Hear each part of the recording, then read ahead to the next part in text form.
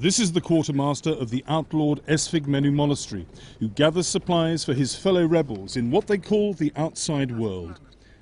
He's heading for the fence which separates Greece from Mount Athos, a self-autonomous state of 20 monasteries where monks practice their faith in isolation. On the other side of the border, the supplies are carried along mountain paths on foot.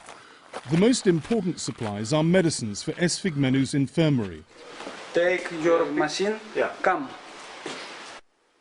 Since the state of siege began 5 years ago, about 20 monks have died without receiving proper medical treatment. That, claim their supporters, is inhumane. The monks supplement their frugal vegetarian diet with eggs smuggled across the frontier. They used to eat fish, but that's impossible, as the Coast Guard has threatened to seize their boats. Of course I feel persecuted and isolated. I cannot even fish in front of my monastery. I'm here 20 years in this monastery. I spent all my life in this monastery. And I cannot even fish in front of my monastery. Can you imagine that? It is outrageous that the Greek government, at a time of financial crisis, is wasting Greek taxpayers' money to fund the Coast Guard and the police around the Есфигмен monastery.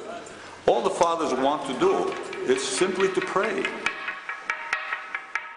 The blockade began under Greece's previous Conservative government in support of Patriarch Bartholomew's campaign to evict the rebels for their resistance to his authority and his attempt to resolve differences with the Pope. Orthodoxy or death is the mantra of the Conservative Есφιγμένου Brotherhood, which would like to resolve the dispute through dialogue. Abbot Methodius appealed for an end to the blockade, saying, "One can't be persecuted for one's beliefs because every monk is a free spirit to believe what he wishes." In September, theologians representing the Catholic and Orthodox churches said they had made excellent progress in trying to resolve the Great Schism of 1054, nearly 1,000 years ago, when the churches split between the Catholics in the west and the Orthodox in the east. And so pressure on the Есфигмен rebels is bound to increase. We repeatedly asked the government to respond to the persecution allegations, but senior officials did not reply. Malcolm Brabant, BBC News, Mount Athos.